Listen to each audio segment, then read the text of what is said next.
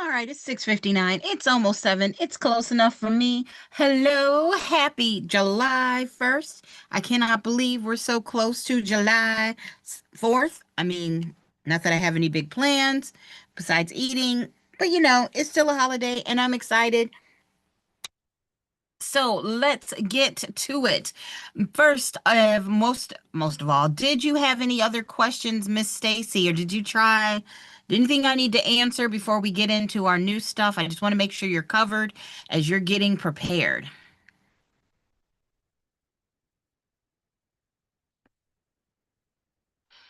Hopefully that means you're good. Hopefully I'm unmuted. Um, Oh, there you go.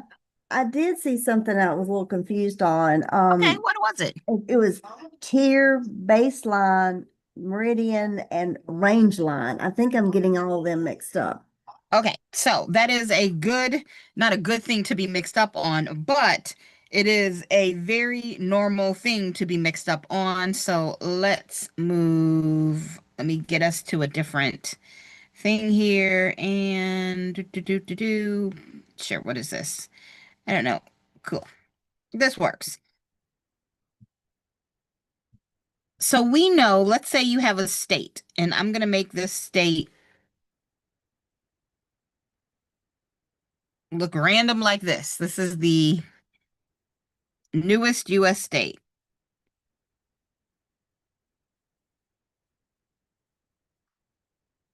And we're going to call it the state of Stacyland. All right, because why not? Well, because you're new to the United States of America, we've just included you in here. Welcome. Yay, we're so glad you're here.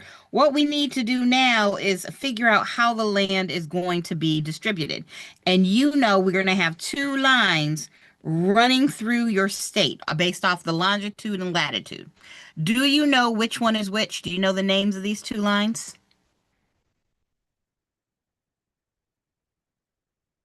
No? Okay. So this line that's horizontal, that's going from left to right, this is your baseline. All right. And I always think of the base like being the bottom, it's the base. So I always think of that.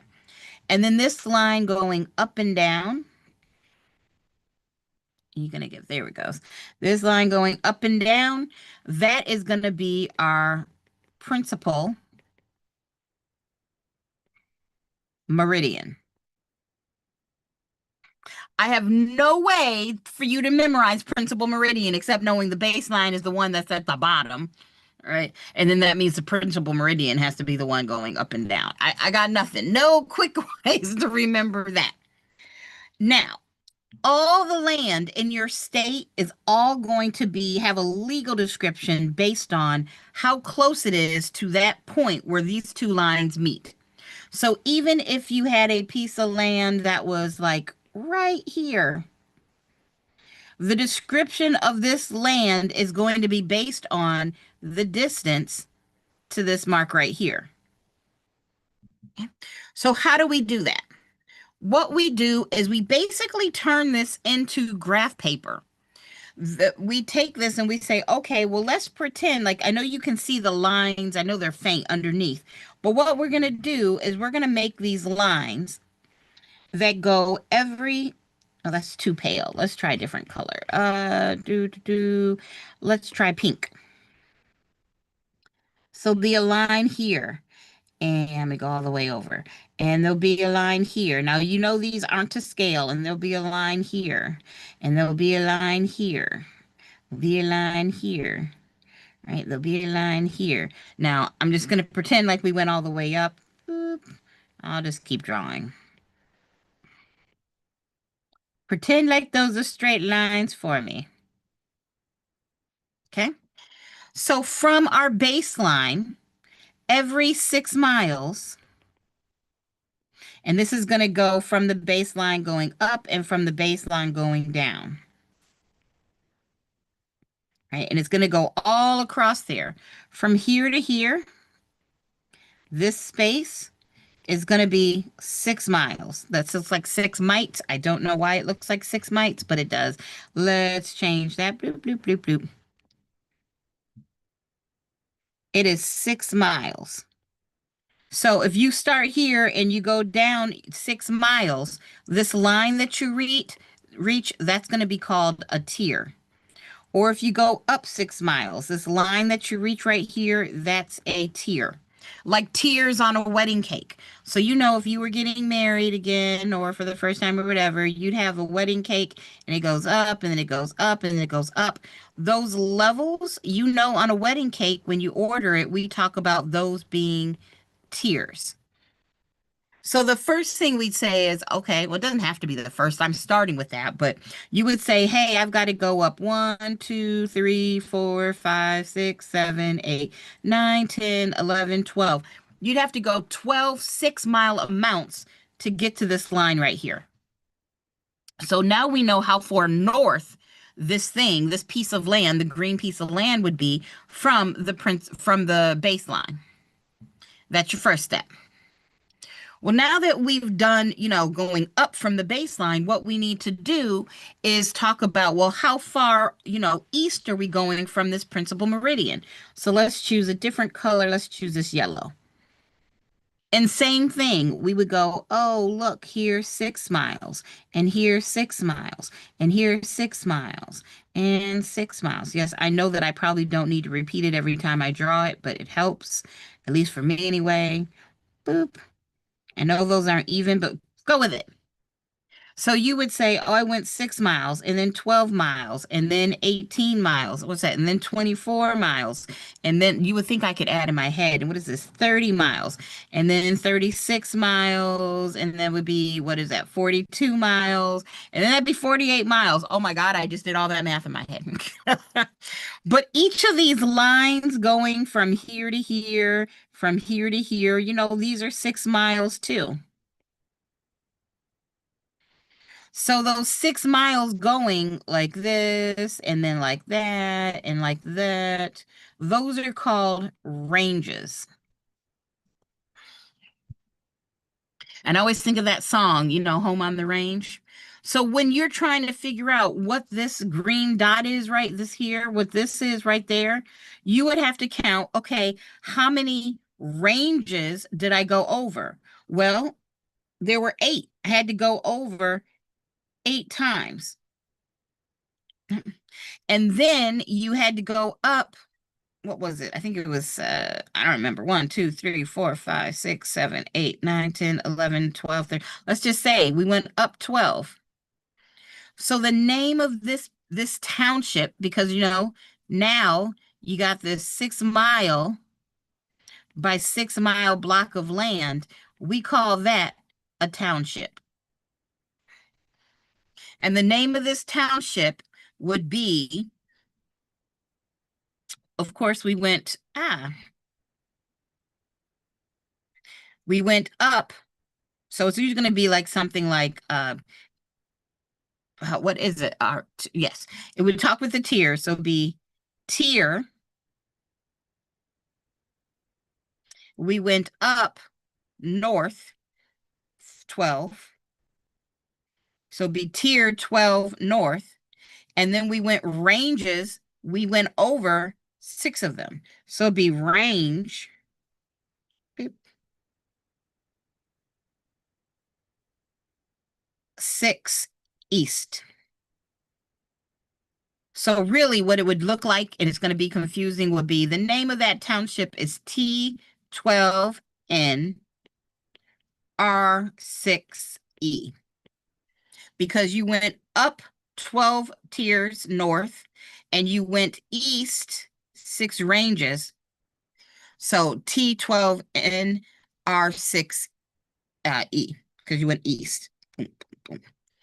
And those are your townships. And those townships are where we break it down into sections. 1, 2, 3, 4, 5. Got to have one more. 6. And then, you know, there were 36 sections. I mean, I can't draw a straight line to draw my life, but we know there are 36 sections in a township. And that's where you go from there. Does that help a little bit?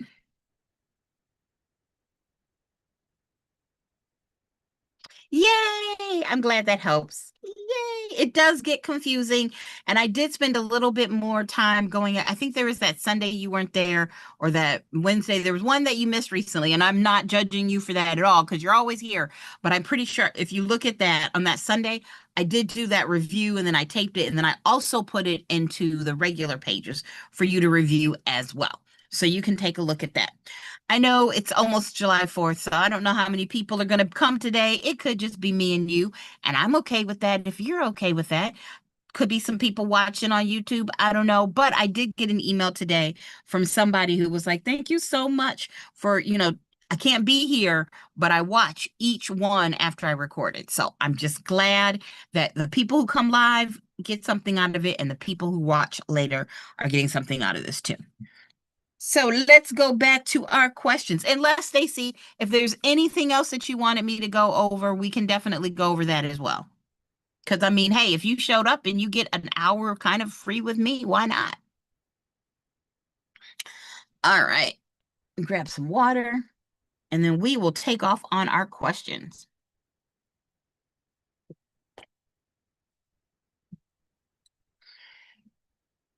The covenant in a general warranty deed that promises the grantee will not be evicted or disturbed by someone holding a superior title claim is the covenant of, is it A, the covenant of season, B, the covenant of further assurances, C, the covenant against encumbrances, or D, the covenant of quiet enjoyment? Yes, that's right. Our answer is D, our covenant of quiet enjoyment. Very good. And of course, we talked about last week the covenant of season, or last time we were together, 2 times ago. I guess this time last week. The covenant of season means you own it. The covenant of further assurances means, hey, I'll fix it if things go wrong.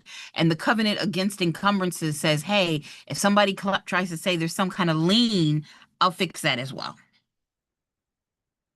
All right, 49. A security instrument involving three parties, a borrower, a neutral third party who holds legal title as security, and a lender is called what? Okay. A security instrument involving three parties, a borrower, a neutral third party who holds legal title as security, and a lender is called a land contract, B, a deed of trust, C, a general warranty deed, or D, a mortgage. Now, you said our answer is D. Unfortunately, that's not our answer. Well, we know it's not a general warranty deed because that would be a type of deed.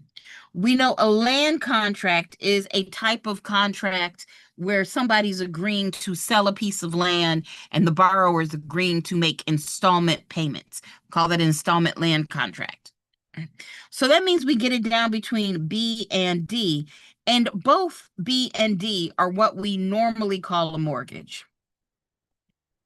In everyday speak, what we call a mortgage could either be the real mortgage, like the actual thing that's called a mortgage, or it could be called a deed of trust. Okay.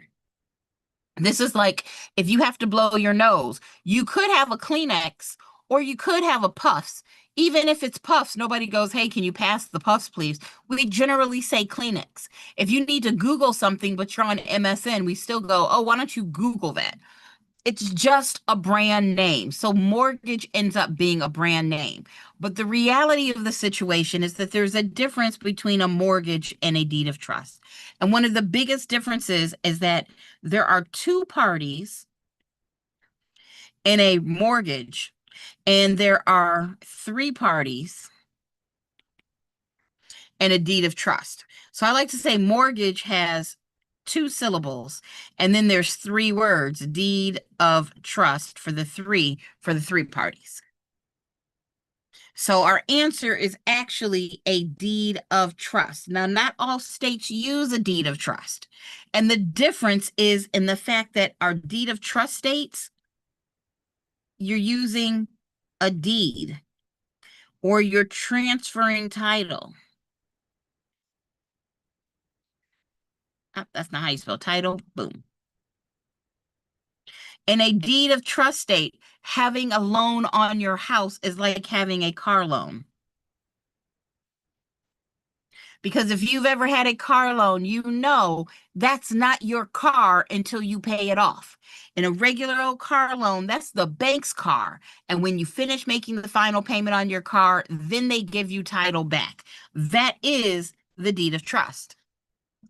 In a state that uses mortgages, those states you keep.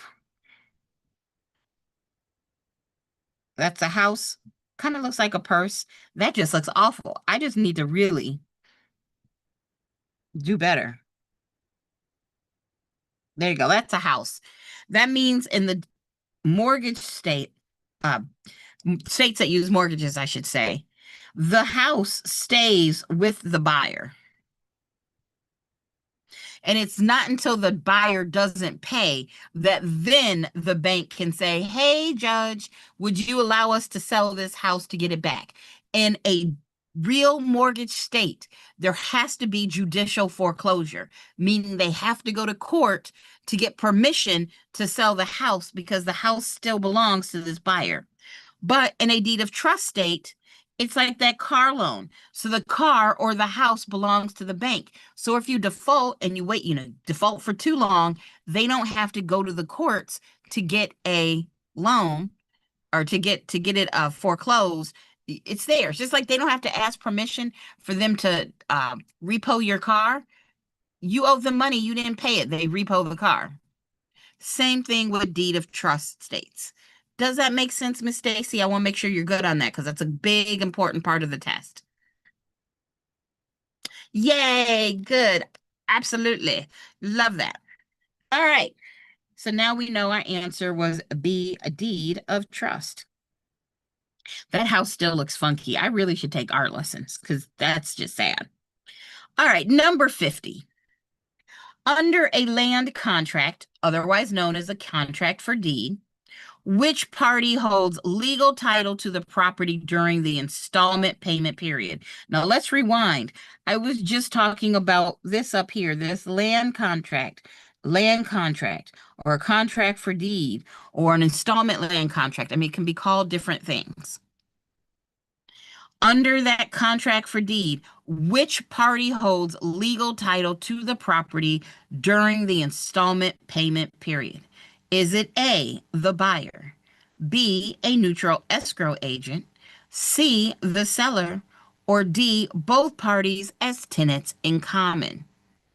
All right. Yes, you got that right. You said C is our answer, the seller. Right? We know that because that buyer is making installment. That's not what I wanted to do. Come back. That buyer is making installment payments. And then once they finish paying everything off, then the seller will give them title. Awesome. 51. A title insurance policy primarily protects the insured against what? So a title insurance policy primarily protects the insured against. Now remember, when we're talking about title insurance, there's one policy for the bank if there's a loan, and there's another policy for the borrower or the owner. It's usually called the owner. Stop that. It's usually called owner's policy.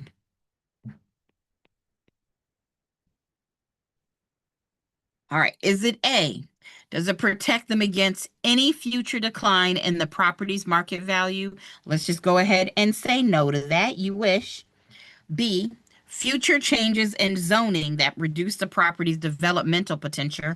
Again, you know that's not right.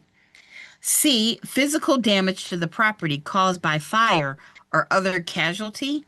Maybe that sounds like a use for insurance. Or D, losses arising from defects in title that existed before the policy was issued, even if undiscovered at the time. And yes, that is our answer. Now remember, C may be the wrong answer, but this is, what we call hazard insurance. Kind of like the insurance you have on your car. If something happens to your car, if there's a peril, then somebody hits your car, your car accidentally falls off a cliff, you're not in it, then that's when your hazard insurance comes in. Or a tree falls on your car, or a tree falls on your house. That's hazard insurance. If we're talking about title issues, that's title insurance. All right, title. That is free from significant defects, liens, or encumbrances, such that a reasonably prudent buyer would accept it without objection, is described as A, equitable title, B, marketable title, C, color of title, or D, constructive title.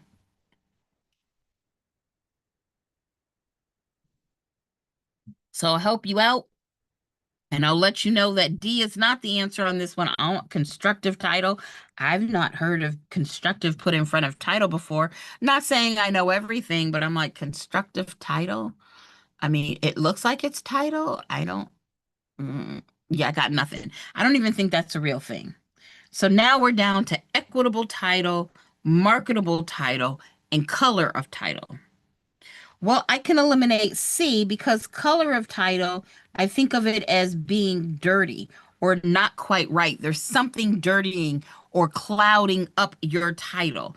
And it says this one is free from any defects, liens, or encumbrances. So it's not going to be C.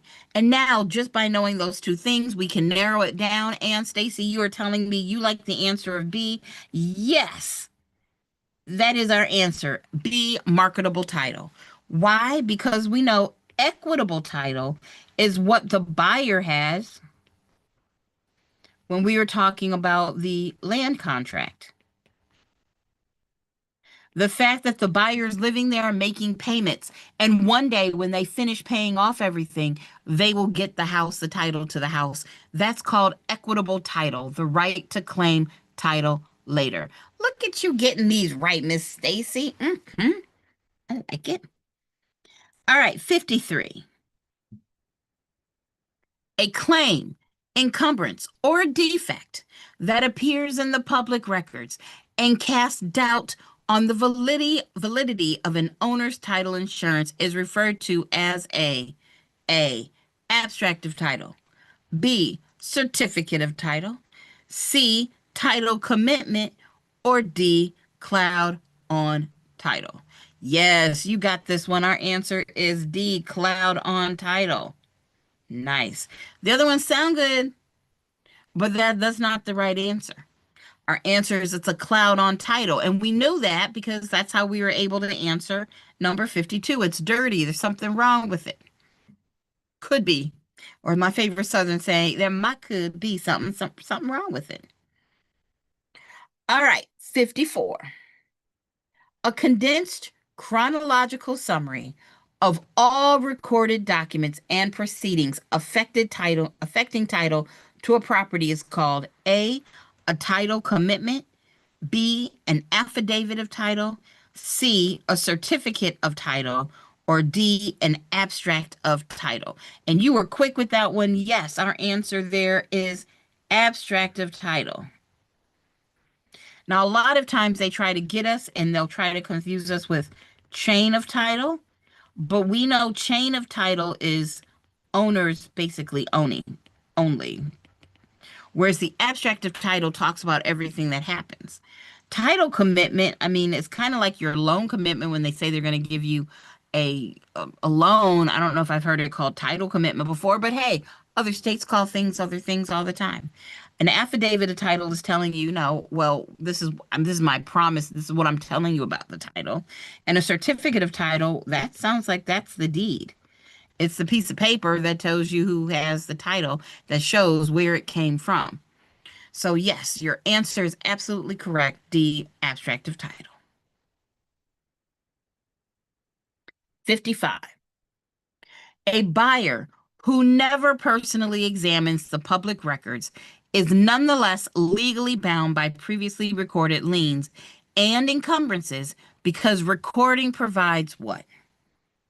A buyer who never personally examines the public records is nonetheless legally bound by previously recorded liens and encumbrances because the recording provides A, constructive notice, B, actual notice, C, inquiry notice, or D, express notice. All right. So you said for 55, our answer is A, actual notice. And unfortunately, that's not the right answer. So the two that we want to go between really should be actual notice and constructive notice. Inquiry notice, I've not heard of. I mean, express notice is kind of the same is actual notice.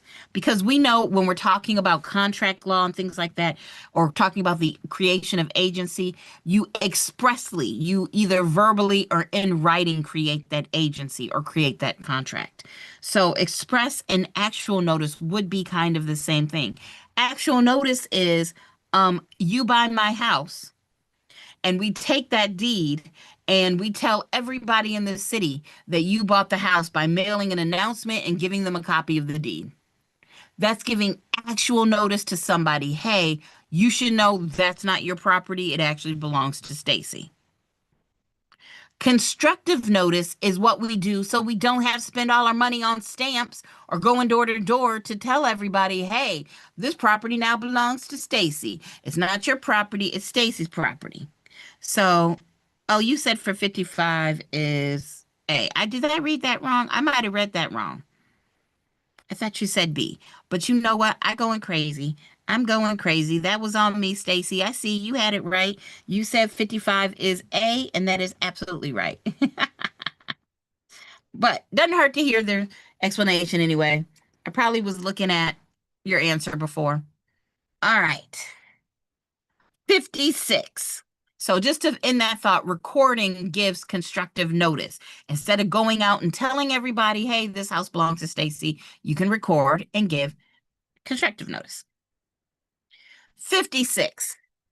During a real estate transaction, a neutral third party holds the buyer's funds and the seller's signed deed until all contract conditions are satisfied, then disperses them according to instructions. This arrangement is called A, an estoppel certificate, B, a title commitment, C, escrow, or D, a lis pendens. Ooh, all good words.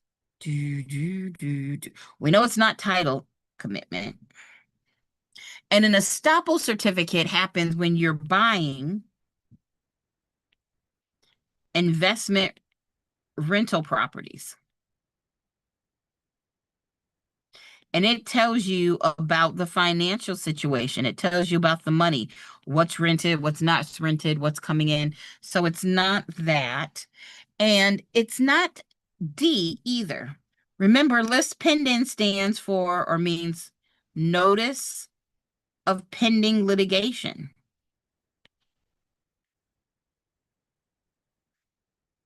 And that is not what our question is asking us. So yes, escrow. In states that do this, they have an escrow agent. And remember, by definition, escrow just means like you put monies in escrow. You're giving it to a third party who's keeping it safe. And that's exactly what was explained here. We're giving it to a third party. The seller's giving the deed, the buyer's giving their monies, and we're trusting that escrow agent is going to put it together the way they need to later on once everybody's ready. So, yep, that's escrow. Good job, ma'am. Grab some more water.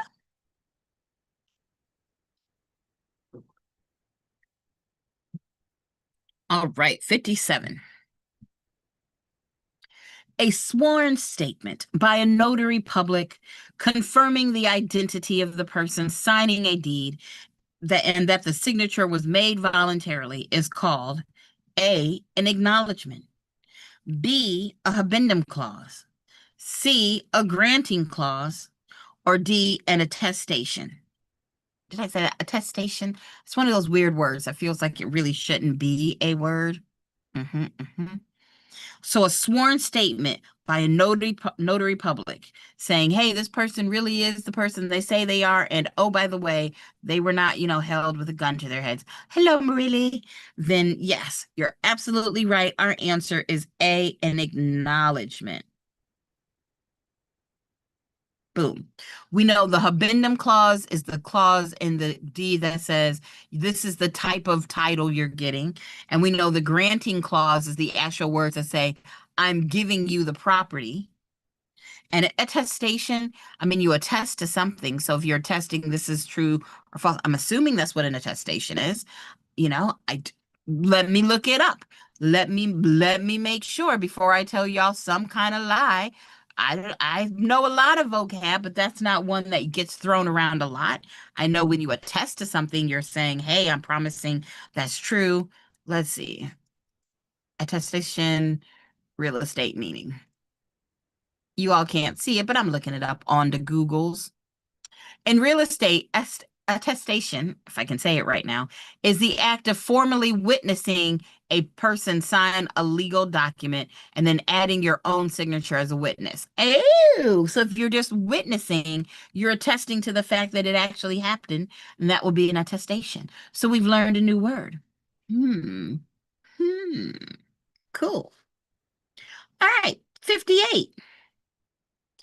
A deed used to convey property from a deceased person's estate, executed by the personal representative under authority granted by a probate court, is called what? So, a deed used to convey property from a deceased person's estate that is executed or signed by the personal representative under authority granted by a probate court is called a general warranty deed, B, a quitclaim deed from the decedent, C, decedent, sorry, not the descendant, but the decedent, C, a deed of trust, or D, the executor's deed or fiduciary deed. What say you? And of course, you can eliminate some things. That's even better. Well, let me help you eliminate some stuff. A deed of trust we talked about before had to do with mortgages and borrowing money, remember? That was a three-party contract. That's where you had the lender, you had the borrower, and then you had the trustee. Okay. A quitclaim deed, you know, is not the answer because no, from the decedent, like they're dead. How they gonna sign a quitclaim deed? And then a general warranty deed, we know that's the deed with the strongest protections. It has to be signed by the grantor, meaning our only option that can be here is D, the executor or the fiduciary's deed. Boom. All right. Oh, good. And I see the two of you both got that right. It's a good guess. And at this point, I know you ladies, yes, you could be guessing, but you're making educated guesses. And let's be honest, isn't life pretty much making educated guesses on everything? Well, except for when I come to a four-way stop. I don't know why everybody has such a hard time with four-way stops or like traffic circles, but they seem like they're taking educated guesses. So your educated, guesses, it's good. And okay, really, you said you do look at the wrong one first. That's okay. When you get it down to two, really break down, like we're talking about, really break down what they mean and say, okay, which one, if I know the definition, if I know some things about the topic, something has to be wrong about one of these. What's the difference between the two that you've gotten it down to? And that's a lot of people say they can get it down to two. All right, 59. A person who openly occupies and uses another land continuously, exclusively, and without permission for the full statutory period may eventually acquire legal title through a person who openly occupies and occupies. Did I just say occupies? Okay, I'm gonna go ahead. Stacy and Marilla, you both said the answer is D, adverse possession. I'm not even gonna attempt to read that sentence again because what in the heck is a occupies? I just don't even know. I don't know. And I will say, guys, usually I go right until, 8 o'clock, but I'll have to go in about 10 minutes. I have to go pick up some medication for a family member, and the pharmacy closes at 8. It's not that far from me. But I just wanted to let you all know that means I'll go a little bit longer next Sunday. And I don't know, do you all want me to maybe do a review? So far, we've reviewed finance, we've reviewed property ownership, we reviewed transfer of title. On Sunday, okay, I don't know what that says. Do you want me to do questions or is there a topic you want me to review? So you all let me know. If nobody says anything, I might just randomly pick a topic to review. Like maybe I need to do appraisal, or I might do some more questions. We'll see what, how I feel when I wake up that morning. But if there is something in particular you want me to go over, let me know. And yes, I'm saying that to the lovely ladies in my Zoom room, but also practice and disclosures. That, unfortunately, practice and disclosures is so varied. I mean, I wish I could, but how and what has to be disclosed in each state is a little different. But Marilla, you said contracts, and I think that would be a really good thing to go over. Now, Stacy, if you have some like specific questions for your state or like kind of in general questions about material facts, if you get hung up on something, you can bring them to class and I'd be glad to answer them to the best of my like national ability. But I do think contracts would be good because I know a lot of people struggle with the contracts vocab. So maybe that's what we'll do. Let me write that down.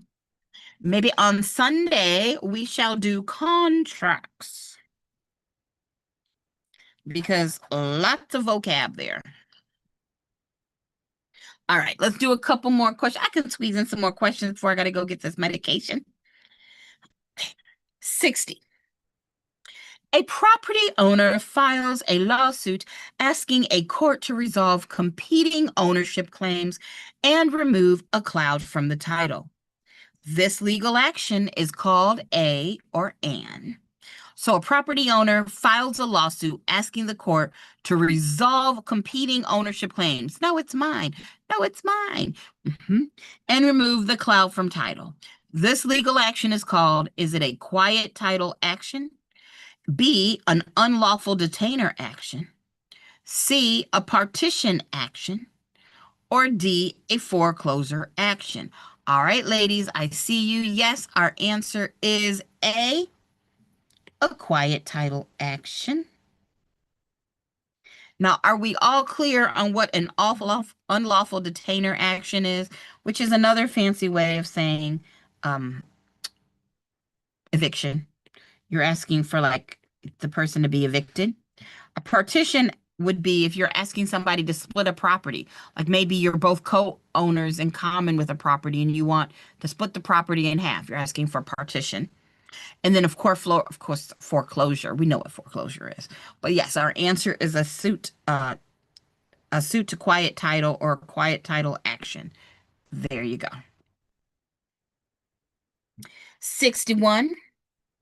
An agent's fiduciary duty to follow all lawful instructions of the principal, even when the agent personally disagrees with them, is known as the duty of, it's one of my least favorite words. I don't know which one I like least. My other least favorite word is budget. It's such a stupid word. Why do I have to budget? Why am I not rich? Right? But you have the duty to follow all instructions. When a kid has to do what you tell them to do, we call that them being obedient. And that is our answer. Obedience right here. I don't like that word either. Being obedient, as my mother will tell you, is not my jam. Because it's saying follow all lawful instructions. That's why our answer is going to be obedience. If the answer was loyalty, they would say something about keeping their clients' interests first. It's very close, but if they're talking about their interests and making sure that you don't put your needs in front of theirs, that would be loyalty. Making sure that if there's anything good that's going to happen, that happens for your client. That's loyalty. Obedience is, okay, you personally know this house you're listing is worth 450. But you've got what we, call in the business a crazy seller, and they want to put it on the market for 675. Now, you and I, that's not a happy face we want. Boom. You and I both know that 675 is way too much. But because you are an agent and you're a special agent, you must follow their lawful instructions. So if they want to put it on the market for 675, I guess that's what you're doing. Even if you know 450 was the better price. You have to follow their legal instructions. If that same seller's like, look, I want to sell this house, but if I sell it for 450, I'm going to be a little short on what I owe. You think you could go rob a bank? Plan some kind of scam on some people so we can get the money I'm missing? Absolutely not. Follow lawful instructions. 62. An agent who secretly accepts an undisclosed commission or referral fee from a third party in connection with the client's transaction has most clearly violated the duty of A, reasonable care, B, loyalty, C, disclosure, or D, obedience. They secretly accepted an undisclosed commission or referral fee from a third party. So we know it's not obedience, right? Because obedience would, you need to be following directions. We know it's not reasonable care because, yeah. Yes, both of you lovely ladies are correct. That would be loyalty, right? Because you're taking monies and you're not telling me that somebody else is paying you to do something. We call that problematic around here. That is going to be a problem. Usually, what this disclosure is going to be about disclosing material facts. And that wasn't about disclosing material facts. So. All right, 63. Let's get through this page and then I'll go pick up my aunts. It's literally up the road. I'll go pick up my aunts. Mid. 63. A seller confidently tells the listing agent that due to a job relocation, the seller must sell within 2 weeks and would accept significantly less than listed price. The agent's duty of confidentiality requires the agent to. Right? So the seller confidentially tells the listing agent that they need to sell this quickly and for significantly less. If we're talking about confidentiality, would you as the agent disclose the information once the property has been on the market for 30 days? B, disclose the information to the buyer's agent, but not directly to the buyer, a little avoidance. And let me tell you, that's not the answer. C, refrain from disclosing this information to prospective buyers or their agents. Or D, disclose the information only if a buyer specifically asks about a seller's motivation. And yes, you lovely ladies are correct. It is C. You got to refrain from sharing that information because it hurts your seller's bargaining position. Now, if your seller is truly desperate and says, tell the whole world, I need to get this done so we get some offers, then by all means, make sure you get it in writing and tell everybody. But until you are instructed by that seller to tell the world, hey, I'm in a bad way, you've got to keep that information confidential. 64. A listing agent becomes personally interested in purchasing the seller's listed property. The agent's fiduciary duties require the agent to what? So if you're the agent, your fiduciary duties, when you want to buy something you're actually already listing, is it A, wait until after closing to inform the seller of the agent's interest, of your interest, I guess. B, submit the offer through a relative's name to avoid the appearance of conflict. Let me help you out. That's not the answer. That's called shady. That's going to get you sued. C, disclose his personal interest to the seller before submitting any offer on the property. Ooh, I like that. Or D, withdraw from representing the seller without providing any explanation. No, you should tell them. Don't ghost them. We are not in the habit of ghosting. We don't do that, not in real estate. Right? So it's either A or C, and you lovely people are telling me the answer is C. Yes, you need to tell the seller, hey, I'm interested in this property. I would like to buy it. Different states have different rules. In some states, yes, as long as you're honest with the seller, you could represent the seller and you can buy the property, which is basically a form of dual agency. Some states, a lot of states say absolutely not. You cannot represent yourself as the buyer and then try to represent the seller too. Like now you're just doing too much. You're doing too much, Craig. You can't do that. And then we've got 65, and then I'll go to the store. A broker who receives an earnest money deposit from a buyer has a fiduciary duty to A, deposit the funds into the broker's general business operating account. No, it's an earnest money deposit. It can't go into our operating account monies. No, no. Forward the funds directly to the seller immediately upon receipt. I mean, are you under contract? I don't know. I mean, that's not right. If you're under contract, then you get them, then you should probably forward them to the seller. Let's leave that one open. C, hold the funds personally in a safe to ensure they're not lost. No, that's how you're gonna get robbed. That's like walking around with cash after you went to the ATM. You're just asking for something to happen. Or D, deposit the funds promptly into an escrow or trust account separate from the broker's personal or operating funds. Yes, I like D. D is our answer. Mm-hmm. Mm-hmm. There we go.